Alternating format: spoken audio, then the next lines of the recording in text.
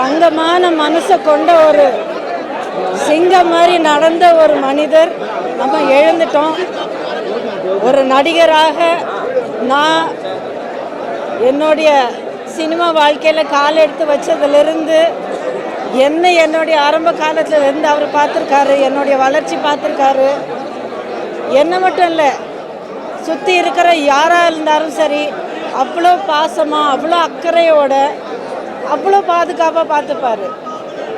யாராவது உதவி கேட்டு வந்தாலும் இல்லைன்னு சொல்லி அவர் திரும்பி போனது இது வரைக்கும் எனக்கு தெரிஞ்ச விஷயம் எதுவுமே இல்லை. வாழ்க்கையில் எந்த துறையில் எந்த ஒரு ஸ்டெப் எடுத்தாலும் அதில் வெற்றி அடைஞ்சிருக்காரு. மக்களுடைய மனசில் சினிமா ரீதியாக இருந்தாலும் அரசியல் ரீதியாக எதுவாக இருந்தாலும் தமிழர்களுடைய மனசில் ஒரு நீங்கா இடம் அவர் பெற்றிருக்காரு.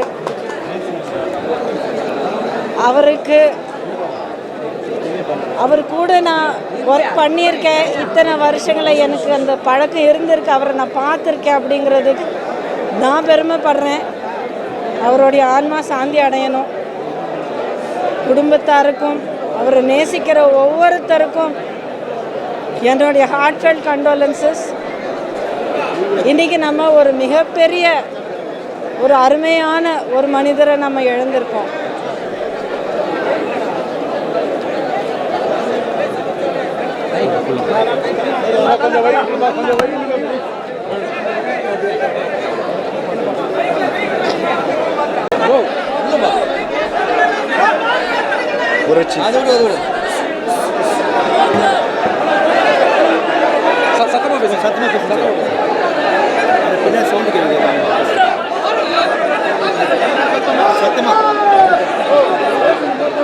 புரட்சி கலைஞர் விஜயகாந்த் அவர்களின் மறைவு இன்னைக்கு பேரதிர்ச்சியாக இருந்தது. காலையில் கிடைத்த செய்தி, அவர் வாழ்ந்தார் இறந்தார் என்று இல்லாமல் வரலாறாக ஒவ்வொரு சினிமா கலைஞரின் மனதிலும் அவருடைய ரசிகரின் மனதிலும் நீங்கள் இடம் பிடிச்சிட்டு தான் செஞ்சுருக்காரு. எனக்கு இன்னும் ஞாபகம் இருக்குது, நான் சின்ன வயசில் பழனியில் ஷூட்டிங் வந்திருக்கும் போது நான் எங்கள் அண்ணா எல்லாம் அவரை பார்க்க ரூமுக்குள்ளே போகும்போது என்னை பக்கத்தில் இழுத்து என்னோடய நெஞ்சு பாக்கெட்டில் வந்து ஒரு வகுத்தில் ஒரு பாக்கெட் இருந்தது, அதை அப்படியே கையில் பிடிச்சி இழுத்து என்னை பக்கத்தில் இழுத்துக்கிட்டு கையை உள்ளே விட்டுட்டு என்ன ஒன்றுமே இல்லை அப்படின்னு சொல்லி என்னை கேட்டார். நான் அப்படியே சிரிச்சுட்டு பக்கத்தில் நின்றுட்டே இருந்தேன். இன்னும் புதுசாக வந்து இங்கே ஒரு பாக்கெட் வச்சுருக்கேன் அப்படின்னு கேட்டார். தெரியல, வீட்டில் வாங்கி கொடுத்தாங்க அப்படின்னு சொன்னேன். அவர் என்னை விஷ் பண்ணிவிட்டு நல்லா படிக்கணும் அப்படின்னு சொல்லி கேட்டு ரொம்ப வாழ்த்து அன்றைக்கி அனுப்பிச்சார். இன்னும் அந்த நினைவு பசுமையாக இருக்குது. முதல்ல நான் கார்டு எடுக்கணும்னு சொல்லி நடிகர் சங்கம் வந்த போஸ்டில் நான் போய் கேட்கும்போது அவர் அங்கே என்னை பார்த்துட்டு நடிக்க ட்ரை பண்ணிட்டுருக்கேன், என்ன பண்ணிட்டு படம் பண்ணிட்டுருக்கியா, ஒன்றும் பிரச்சனை இல்லை, எடுத்துக்கலாம், நீ தைரியமாக போயிட்டு வா அப்படின்னு சொல்லி நம்பிக்கையோடு என்னை அனுப்பிச்சி விட்டார். இன்றைக்கி அவர்னால் படித்தவங்க எத்தனையோ ஆயிரம் மக்கள் இன்றைக்கி அவர் நிறைய பேர் படிக்க வச்சுருக்காங்க. நேற்று கூட சந்திக்கும் போது நிறைய பேரை ஷேர் பண்ணுறாங்க. ஒரு மனிதன் வந்து தன்னுடைய தேவையை தாண்டி மக்கள் சேவைக்காகவே வாழ்ந்து இன்றைக்கி மறைஞ்சு போயிருக்காரு. அது தமிழ் திரையுலகத்திலும் சரி, நடிகர் சங்க பிரச்சனையிலும் சரி, பொதுமக்களுக்கும் சரி, அவர் சாகிற வரைக்கும் நான் இந்த மக்களுக்காக தான் சாவேன் அப்படின்னு சொன்னார்.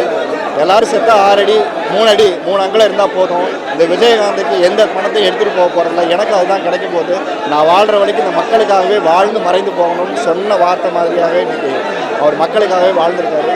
ஒரு மிகப்பெரிய துயரம் இந்த செய்தி காலையில் கேட்டது எல்லாருக்குமே இன்னும் நம்ப முடியல.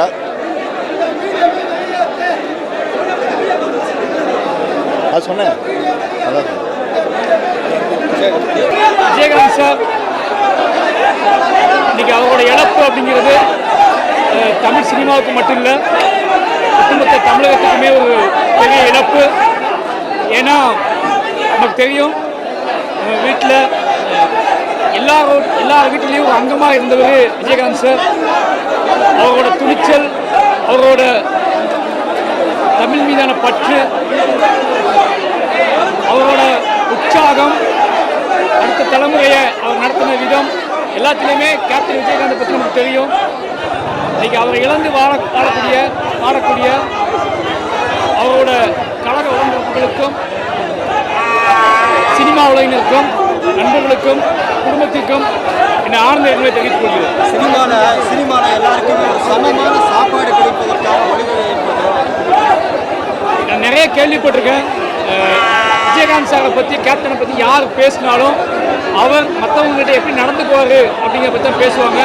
குறிப்பாக சென்னையில் வர எல்லாரும் சந்திக்கிற பிரச்சனை இவங்களோட சாப்பாடு தான். அது நான் அனுபவிச்சதில்லை. ஆனால் எல்லாரும் சொல்கிறது எல்லாமே விஜயகாந்த் சாரை மீட் பண்ண அத்தனை பேர் சொல்கிறது என்ன அப்படின்னா, அங்கே போனால் சாப்பாடு கன்ஃபார்ம், யார் வேணாலும் எப்போ வேணாலும் சாப்பாடு சொல்லுவாங்க. அது மட்டும் இல்லாமல் ஷூட்டிங் ஸ்பாட்லேயும் சரி, எல்லா இடத்துலையும் சரி, யாரும் பசியோடு இருக்கக்கூடாதுன்னு சொல்லிக்கிட்டே இருப்பான்னு சொல்லுவாங்க.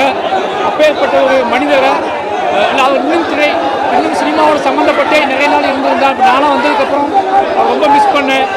அவர் கீழே வேலை பார்க்க போக முடியாமல் போயிடுச்சு அப்படி வருத்தப்படுறேன். நிச்சயமாக அவரோட இழப்பு பெரிய இழப்பு.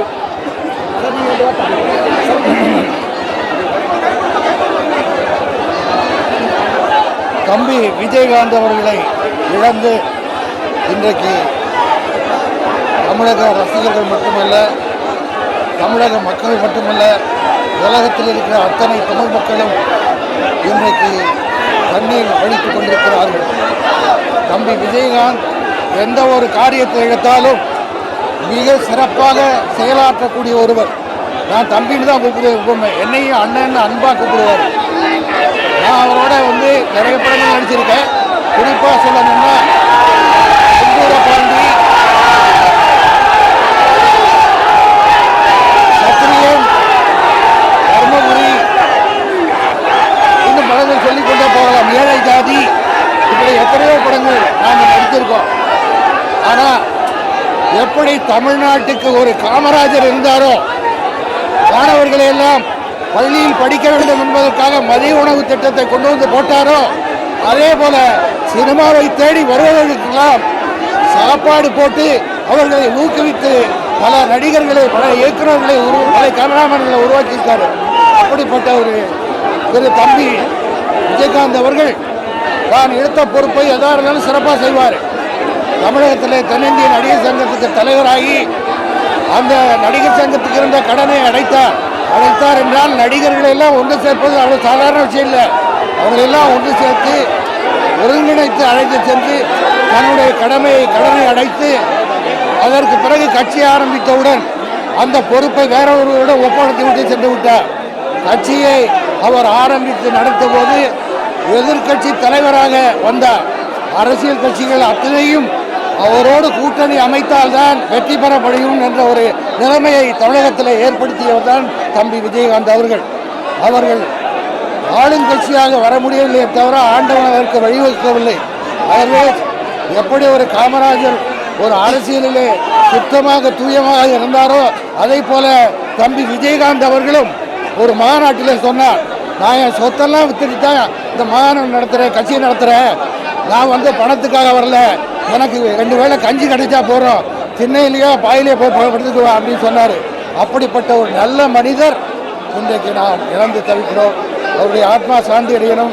அவருடைய கட்சி தொண்டர்களுக்கும் ரசிகர்களுக்கும் தமிழ் மக்களுக்கும் அவர் குடும்பத்தை சார்ந்த சகோதரி பிரேமலதா விஜயகாந்த் அவர்களுக்கும் பிள்ளைகளுக்கும் சுதீஷ் அவர்களுக்கும் அவர் குடும்பத்தாருக்கும் என்னுடைய ஆழ்ந்த இரங்கலை தெரிவித்துக் கொள்கின்றோம். அது இல்லாமல் ஃபைட்டில் ரொம்ப சூப்பராக பண்ணுவார். எனக்கு ரொம்ப பிடிச்சதே விஜயகாந்த் அவர்கள். தம்பி விஜயகாந்த் ஃபைட்டு தான், வாழ்க்கையிலையும் ஃபைட் பண்ணார், படத்துலையும் ஃபைட் பண்ணார். அவர் அப்போ அடிக்கடி சொல்லுவார், தம்பி அருண் விஜய் ரொம்ப சிறப்பாக ஃபைட் பண்ணுறாரு, ரொம்ப நல்லா வருவார்னு சொல்லுவார். அவர் இன்றைக்கி வந்திருக்கணும். அவர் ஃபைட்டில் காலில் அடிபட்டதுனால அவர் வர முடியல. அவர் சார்பாகவும் நான் இந்த இரங்கலை தெரிவித்துக் கொள்கிறேன்.